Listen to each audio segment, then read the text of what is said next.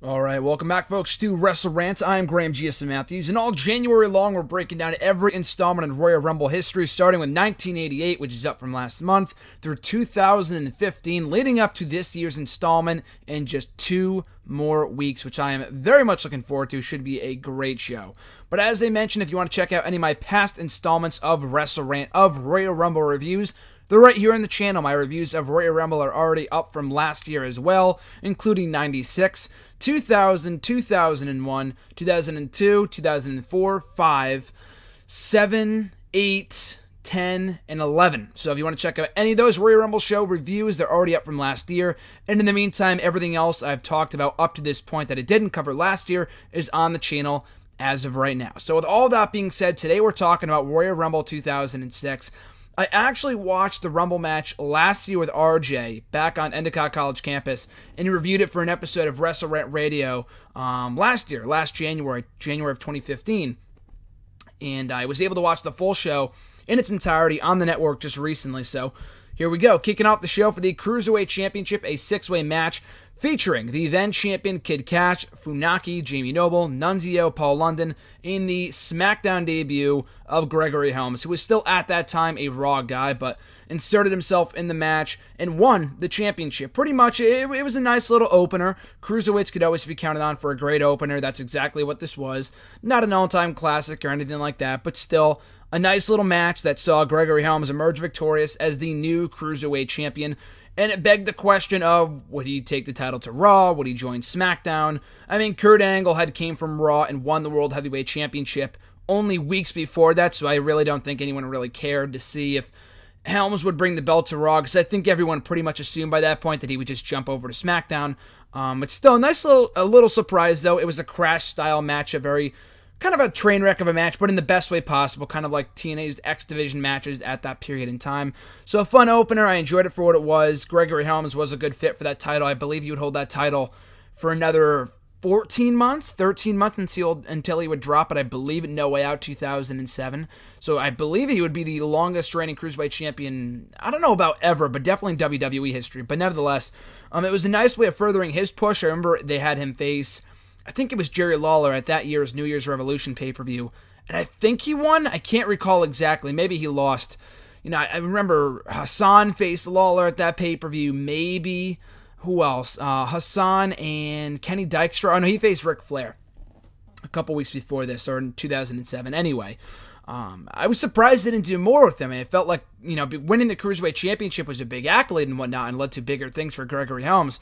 But considering the role that he was on, the momentum that he had from beating Lawler in that little mini feud, or maybe he didn't even beat him, I don't remember, but coming off that feud to Lawler, I thought they were going to be doing more with him on Raw, maybe not at a world title level, not like he was worthy of that anyway. He was a main event level caliber competitor, but I thought they could have done more with him as a mid-card guy, but nevertheless, a nice little fun match here, and he got a great token run with the Cruiserweight Championship out of it. So after that, a women's match featuring Mickie James and Ashley with Trish Stratus as the special guest referee. Pretty much a throwaway match. It got a couple more minutes than it probably should have. Mickie James was still coming into her own as a wrestler at this period in time. She had just debuted in WWE less than a year earlier. Ashley was green as fucking grass. She was not good. So put those two elements together, it was not a very good match. I guess the angle was that Mickie James had been feuding back and forth, but for what purpose, I don't know. Trish Stratus was the women's champion, so it wasn't like they were feuding over the title. They had just, I guess, gone back and forth on Raw, whatever. The match wasn't good. The only intriguing element about it was Mickie James, before she had gone out for her match, confessed to Trish that she loved her, which of course planted the seeds and set the stage for the WrestleMania match for the Women's Championship, when Mickie would turn on Trish to win that belt at WrestleMania only a couple months later.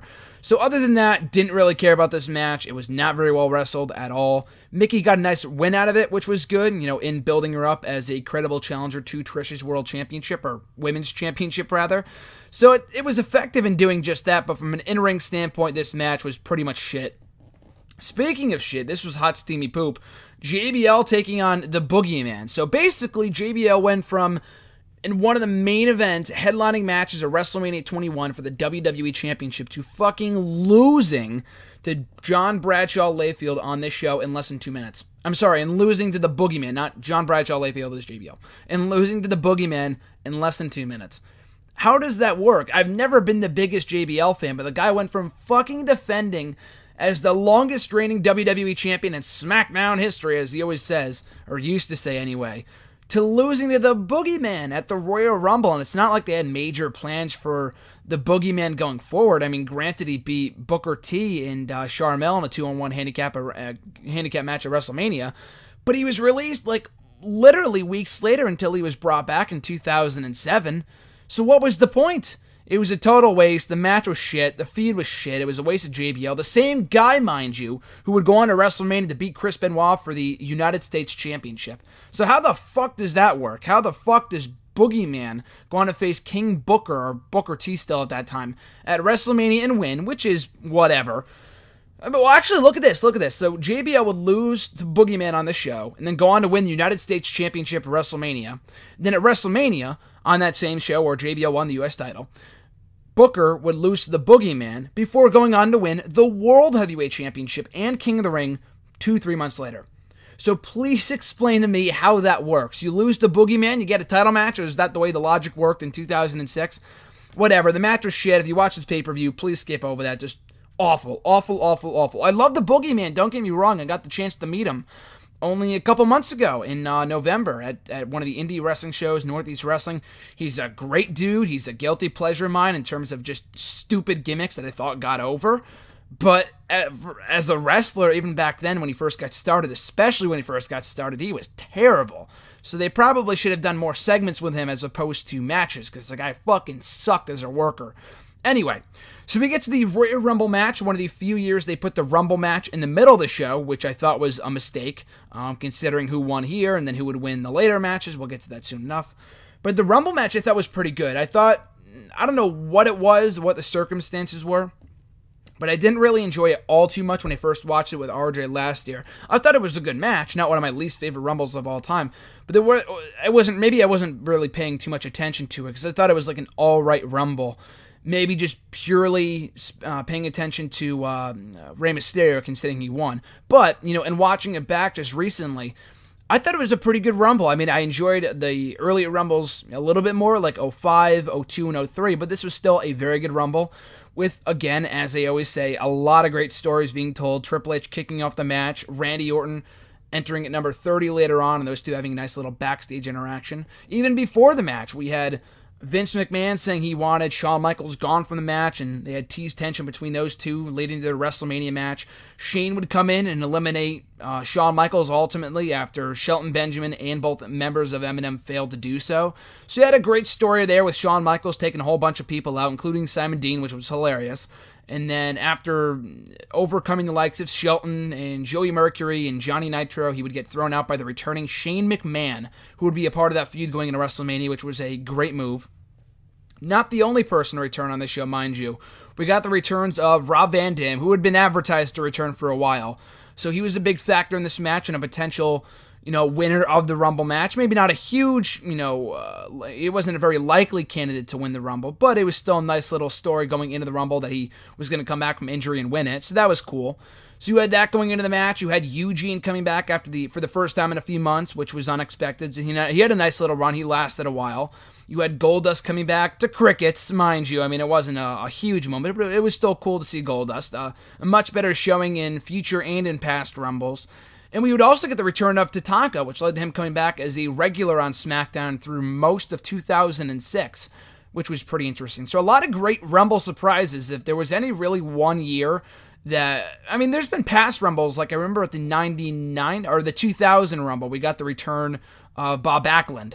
And then in other Rumbles, Mr. Perfect came back in 2002, The Godfather that same year. So it's not the first time someone's returned in the Rumble. I think 04 or maybe 03 we got the return of Billy Gunn. I think it was in 04. We got couple different returns that year too. So it wasn't the first time. And also I think in 01 maybe, I think Haku came back, or maybe it was 02. I don't know.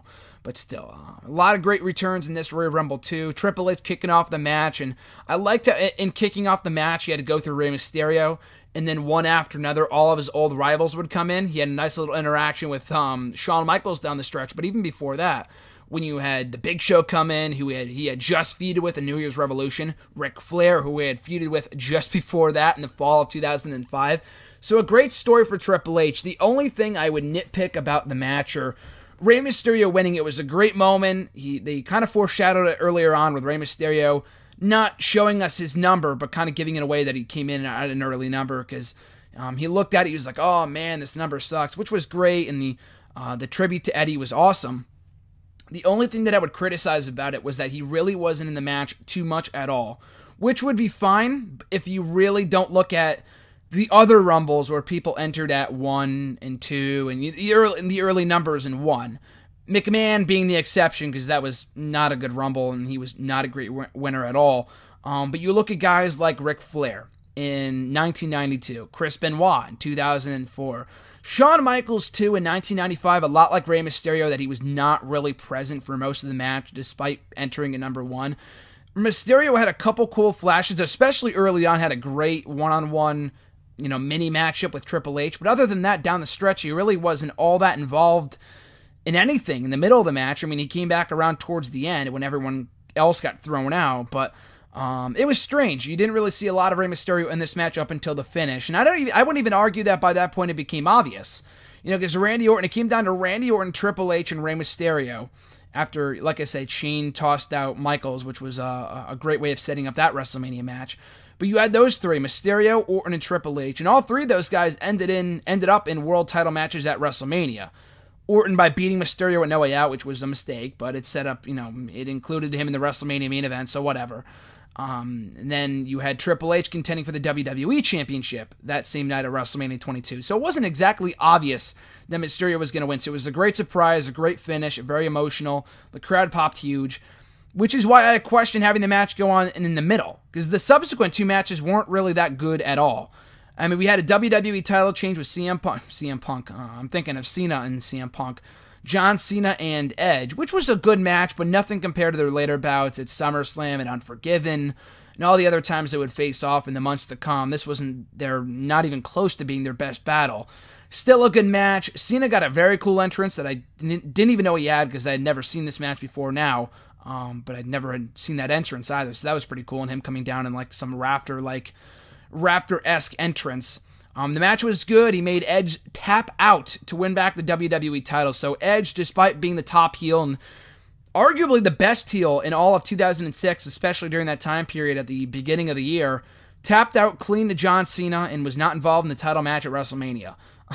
He faced Mick Foley instead, which was an amazing match, don't get me wrong, but why put the title on the guy to begin with? He had a great cash-in, but the match was kind of left a lot to be desired with Cena on the pay-per-view. He held the belt for 3 months, and you would think WWE is all about ratings. Well, the ratings were through the roof. I mean, granted, for a live sex celebration, obviously that's going to sell. Sex sells, but other than that, people were genuinely excited or genuinely intrigued to see Edge as WWE Champion. The first time we had really hit something new.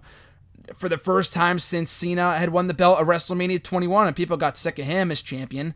The reaction here wasn't raucous. I mean, it was an all-right reaction for Cena winning back the belt. It just felt like it came way too soon. So a decent match between them.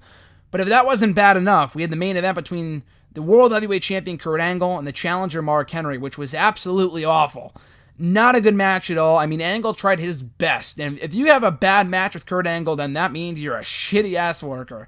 Because Angle tried his best to get a good match out of Mark Henry, but it just didn't work. It didn't work. Mark Henry would have far better matches down the line. I don't know if he aged like a fine wine or like Undertaker. He had better matches as he got older, but at this period in time, he was not having good matches. The match with Taker at WrestleMania sucked too, especially compared to his other WrestleMania battles. And even before that, Taker had better matches with Randy Orton and Ric Flair at a WrestleMania before he faced Henry at 22. I know they were trying to push Henry, but it just wasn't working. People were not buying him as a top heel on SmackDown. So Angle had to cheat to win by putting his feet on the ropes.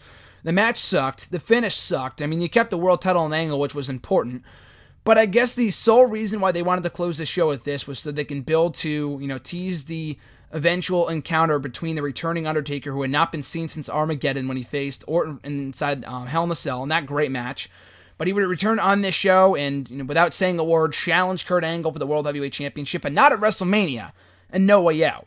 Now, I'm not going to go into the whole story here. I probably talked about it in my WrestleMania 22 review, but Taker, at one point, I believe, wanted to end his streak to Kurt Angle at WrestleMania 22. I believe Angle has gone on the record in saying that multiple times. I'm pretty sure it was to Kurt Angle, maybe even to Mark Henry.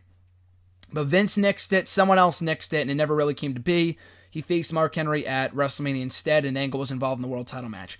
Whereas they really should have done that match from No Way Out at WrestleMania. The match was great. I've only seen bits and pieces of it, but I'll be watching and reviewing it when I do my No Way Out reviews. So, spoiler alert, when I'm done with my Royal Rumble reviews after, later on this month, going into the month of February, I'll be breaking down all the No Way Out pay-per-views from the early 2000s to when it ended in 2009, including the one-off in 2012 too. But anyway, going back to what I was saying before, they really should have done that match at WrestleMania. I mean, it was cool to close the show with Undertaker coming back, which I don't know if it was rumored or confirmed or obvious. I don't know. The crowd didn't really explode for Taker coming back, but what did explode was the ring, which fell apart after Taker came out. A chariot-like entrance. It was a great sequence. It was an awesome fucking looking, a return for Taker with the ring exploding and the lightning and all that kind of campy stuff that Taker's known for. So that was pretty cool. But other than that, I mean, there really wasn't a good reason to end the show with a shitty match. The Taker return was cool, but it was really no excuse to not end the show with Rey Mysterio winning. Absolutely zero excuse to not end the show with that.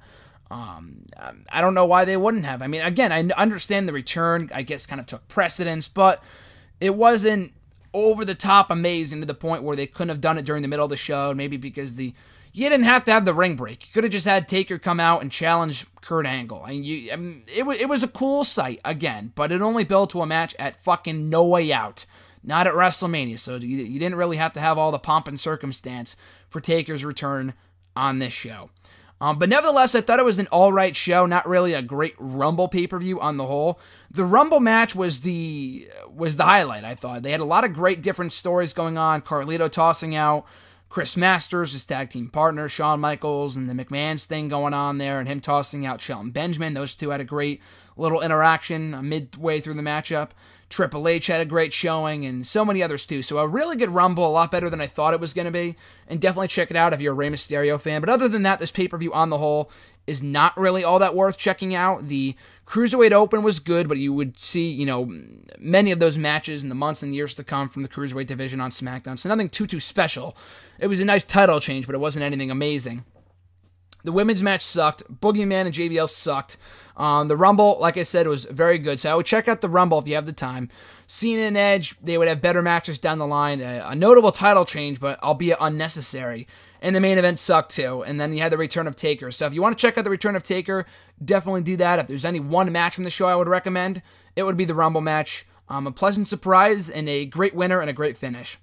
So that is my review of the Royal Rumble 2006 as seen on the WWE Network. I appreciate the support. Be sure to like, comment, share, and subscribe. We'll be back on Tuesday with my review of Royal Rumble 2009. My reviews of the 07 and 08 shows are already up from last year. You can go back in the WrestleRant video playlist or just go into the YouTube search bar and type in WrestleRant Royal Rumble 2007-2008 review, with a GSM or something like that, and I'm sure it'll pop up in the search results. So that's it, folks. Have a great rest of your weekend. I'm Graham GSM Matthews, and I'll catch you folks down the road.